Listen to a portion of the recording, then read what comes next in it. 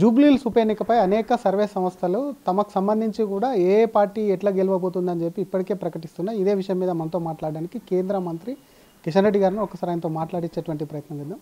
Sir, చాలా survey సంస్థలు కూడా ఇప్పటికే ఒక్కొక్కటిగా వెల్లడిస్తున్నాయి. ఎక్కడ కూడా బీజేపీకి సంబంధించి సర్వే సంస్థల్లో చూపించట్లేదు, కేవలం బీఆర్ఎస్ వర్సెస్ కాంగ్రెస్గానే ఈ ఎన్నిక ఉందని చెప్పి అవి వెల్లడిస్తున్నాయి. ఎలా చూస్తారు సార్ ఆ సర్వేలను? ఇది ఎవరికి వాళ్ళు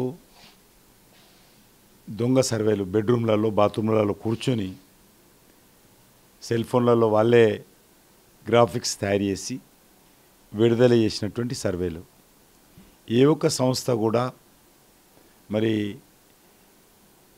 నిబద్ధత కలిగినటువంటి సంస్థలు ఎవరు కూడా చేయలేదు. జనరల్ ఎలక్షన్స్లో కానీ లేకపోతే ఇతరత్ర చేస్తారు, కానీ ఒక సింగిల్ అసెంబ్లీ ఎలక్షన్స్లో జనరల్గా సర్వేలు ఎవరు కూడా నిబద్ధత కలిగిన సంస్థలు ఎవరు చేయలేరు. మేము కొన్ని వేల ఇండ్లు మా కార్యకర్తలు వెళ్తూ ఉన్నాం. మేము మాకు వస్తున్నటువంటి ఫీడ్బ్యాక్ పరోక్షంగా ప్రత్యక్షంగా వస్తున్నటువంటి ఫీడ్బ్యాక్ కంటే మించి సర్వేలేం కాదు. కాబట్టి ఈ సర్వేలు అన్నీ కూడా బోకస్ సర్వేలు.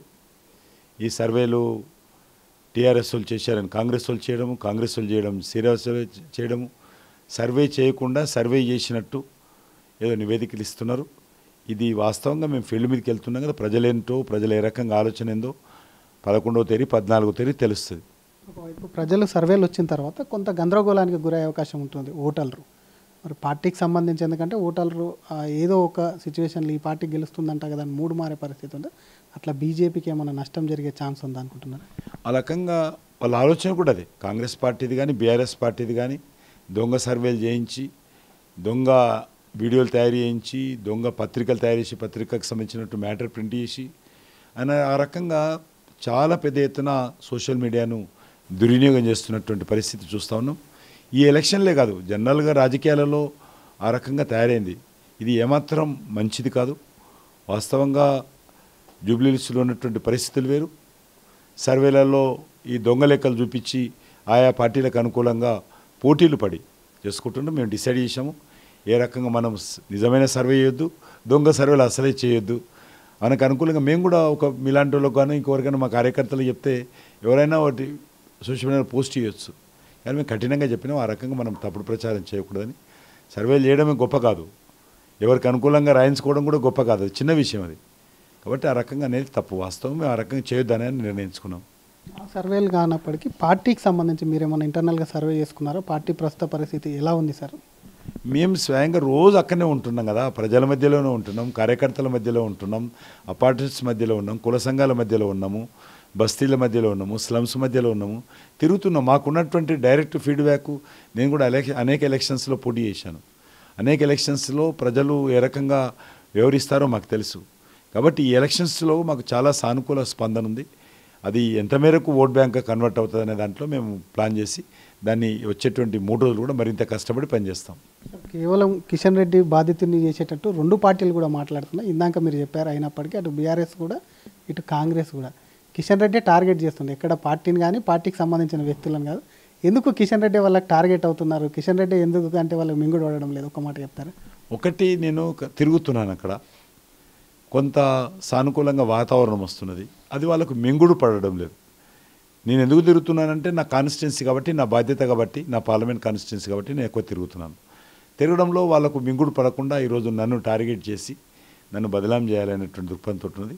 ప్రజలకు ఈరోజు తెలంగాణ రాష్ట్రంలో భారతీయ జనతా పార్టీ ఒక ప్రత్యామ్నాయ పార్టీగా ఎదగాలనేటువంటి ఆలోచన ప్రజలలో ఉంది. మేము అనేక అపార్ట్మెంట్స్లకి వెళ్తే ఈ జూబ్లీహిల్స్ వేస్తామండి, కానీ బీజేపీ మీరు తెలంగాణలో రావాలి, ఈ రకంగా అనేక బస్తీలలో మాట్లాడుతున్నారు.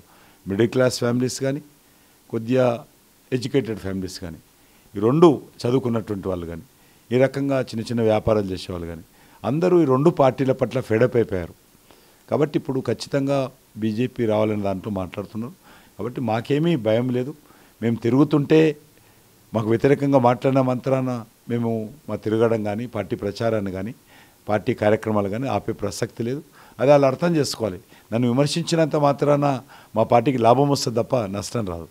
ఒకవైపు డబ్బులు పంచుతున్నారని ఇందాక మీరు కొంత మాట్లాడుతూ డబ్బులు ప్రలోభ పెడుతున్నారు. అటువంటిది ఎఫెక్టివ్, ఎందుకంటే కొంత పార్టీలు కూడా ఈరోజు కొంత న్యూస్ కూడా వచ్చింది. అటువంటిది ఏమైనా జరుగుతుందా, మీ దృష్టికి వచ్చిందా? డబ్బులతో ప్రలోభాలు. మేము ఇప్పటికీ అనేక ప్రాంతాల్లో పట్టుకొని పోలీసులకు హ్యాండ్ ఓవర్ చేశాము, అనేక ప్రాంతాల్లో ఎలక్షన్ కమిషన్కి హ్యాండ్ ఓవర్ చేశాము. మేము మిగతా ప్రాంతాల్లో సాక్ష్యాలు తీసి చూపించాము, అరెస్ట్ చేసి పట్టుకొని డబ్బులతో సహా ఎలక్షన్ కమిషన్కు పోలీసులకు హ్యాండ్ ఓవర్ చేసినటువంటి ఇన్సిడెంట్స్ కూడా ఉన్నాయి. బహుశా ఈరోజు రేపు ఎల్లుండి ఎక్కువ చేస్తారు. మా పార్టీ కార్యకర్తలు విజిల్గా ఉన్నారు. తప్పకుండా ఈ విషయంలో ఎక్కడికక్కడ అడ్డుకునేటువంటి ప్రయత్నం కూడా చేస్తాం మేము. రేపటితో ప్రచారం ముగుస్తుంది. ఏం చెప్పాలనుకుంటున్నారు ఓటర్లకు మా ఛానల్ ద్వారా ఒక మాట? నేను అందరినీ కోరేది ఒకటే, గతంలో ఈ యొక్క కాన్స్టిట్యున్సీ నుంచి కాంగ్రెస్ అనేక సంవత్సరాలు గెలిచింది. ఆ తర్వాత బీఆర్ఎస్ గెలిచింది. గత 11 సంవత్సరాలుగా బీఆర్ఎస్ గెలిచింది. బీజేపీ ఎప్పుడు కూడా ఇక్కడ ప్రాతినిధ్యం వహించలేదు. ఒకసారి బీజేపీకి అవకాశం ఇవ్వండి.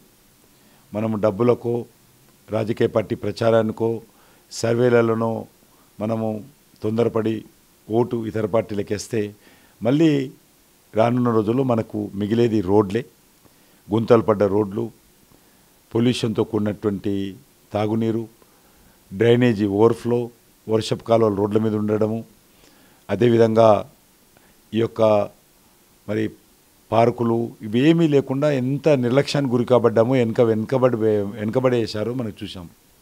కాబట్టి రానున్న రోజుల్లో కొంత జూబ్లీహిల్స్లో డెవలప్మెంటల్ యాక్టివిటీ పెరగాలి అంటే ఇప్పుడున్నటువంటి అభ్యర్థులలో బీజేపీ అభ్యర్థి బెస్ట్, అదేవిధంగా బీజేపీ పార్టీ బెస్ట్. కాబట్టి మీరు దయచేసి భారతీయ జనతా పార్టీని గెలిపించండి. తప్పకుండా జూబ్లీహిల్స్ బాధ్యత, డెవలప్మెంట్ అభివృద్ధి బాధ్యత మేము తీసుకొని ముందుకెళ్తాము. మోడీ గారి నాయకత్వంలో తప్పకుండా తెలంగాణలో మార్పుకు ఇది మొదటి అడుగు అవుతుంది. ఆ మార్పు మీ యొక్క ఆశీస్సులతోనే జరగాలని బీజేపీ తరఫున కోరుకుంటున్నాను. ఎటువంటి అభివృద్ధి సార్? ఒక్క మాట, ముఖ్యమంత్రి మాట్లాడితే అదే అభివృద్ధి మీద 4000 ఇండ్లు అంటూ రోడ్లు వేపిస్తామని, ఇంకోవైపు బీఆర్ఎస్ ఏమో మెడల్ వస్తామని చెప్పి, అటువంటిది ఏమన్నా అభివృద్ధి అంటారు? ఎటువంటి అభివృద్ధి? కిషన్ రెడ్డి భరోసా ఏంటంటే ఏం చెప్తారు సార్? ఖచ్చితంగా ఒక శాసనసభ్యుడిగా మేము ఎక్కడెక్కడ శాసనసభ్యుడు ఉన్నా కూడా నేను ఒకే ఒకడు ఉంటే తెలంగాణ ఆంధ్రలో కూడా కొన్ని రోజులు, అప్పుడు కూడా నా కాన్స్టిట్యున్సీలో చాలా అభివృద్ధి చేసుకున్నాను. అప్పటికి ఇప్పటికి కొంత తేడా ఉంది. ప్రభుత్వం పార్టీల మధ్యలో వ్యవహారంలో తేడా ఉంది. అప్పుడు కాంగ్రెస్ పార్టీ అధికారంలో ఉన్నా, లేకపోతే తెలుగుదేశం పార్టీ అధికారంలో ఉన్నా, బీఆర్ఎస్ పార్టీ అధికారంలో ఉన్నా కొంత పద్ధతిగా ఉండేవాళ్ళం. మరీ ఇప్పుడు రాజకీయాలు దిగజారి వ్యవహరిస్తూ ఉన్నారు. డెవలప్మెంట్ విషయంలో సివిక్ ప్రాబ్లమ్స్ కొంత జిహెచ్ఎంసీని స్ట్రెంథన్ చేసి అక్కడ రోడ్ల విషయంలో కానీ, అండర్గ్రౌండ్ డ్రైనేజ్ విషయంలో కానీ, డ్రైనేజీలో సిల్ట్ తీయడంలో కానీ, వర్షపు నీటి కాలువలకు సంబంధించినటువంటి సిల్ట్ తీయడం కానీ, కొంత పారిశుద్ధ్యం మెరుగుపరిచే విషయంలో కానీ కొన్ని జాగ్రత్తలు చేయవచ్చు, చేయకూడదని లేదు. మొత్తం రూపురేఖలు మార్చలేం తప్ప కొంత ప్రజలకు సానుకూలంగా కొన్ని సౌకర్యాలు కల్పించవచ్చు. అది ఎమ్మెల్యే గెలిస్తే తప్పకుండా సాధ్యమవుతుంది. Thank you sir. ఇది చేసినటువంటి సర్వేలన్నీ కూడా ఏ పార్టీలకు ఆ పార్టీ డబ్బులు ఇచ్చి చేయించుకుంటున్నటువంటి సర్వే. నిత్యం జనాల్లో ఉంటున్నాం కాబట్టి తమ పార్టీకి సంబంధించి మెరుగైనటువంటి అవకాశాలు అక్కడ ఉన్నాయి కాబట్టి ఖచ్చితంగా కూడా బీజేపీ శాసనసభ్యులు అక్కడ గెలిస్తే మాత్రం డెఫినెట్గా అక్కడ సంబంధించి డ్రైనేజ్ వ్యవస్థ ఏదైతే ఉందో దాన్ని మెరుగుపరచడం, రోడ్లకు సంబంధించినటువంటి వాటిని కూడా బాగుపరచడం, వీటన్నిటి మీద చర్యలు తీసుకొని డెఫినెట్గా జూబ్లీహిల్స్ అభివృద్ధిలో కూడా బీజేపీ కీలక పాత్ర వహించబోతుంది. ఇది మొదటి అడుగు, ఎందుకంటే తెలంగాణలో మార్పుకు సంబంధించి మొదటి అడుగు కాబోతుంది. కాబట్టి ఓటర్లందరూ కూడా ఒకవైపు ఆలోచించి అభివృద్ధికి పట్టం కట్టే బీజేపీకి కూడా ఓటర్లు పట్టం కట్టాలని చెప్పి కేంద్ర మంత్రి కిషన్ రెడ్డి గారు అభ్యర్థిస్తున్నారు. అసలైన తొలి వెలుగు. ఫాలో వాట్సాప్ @తొలి వెలుగు official.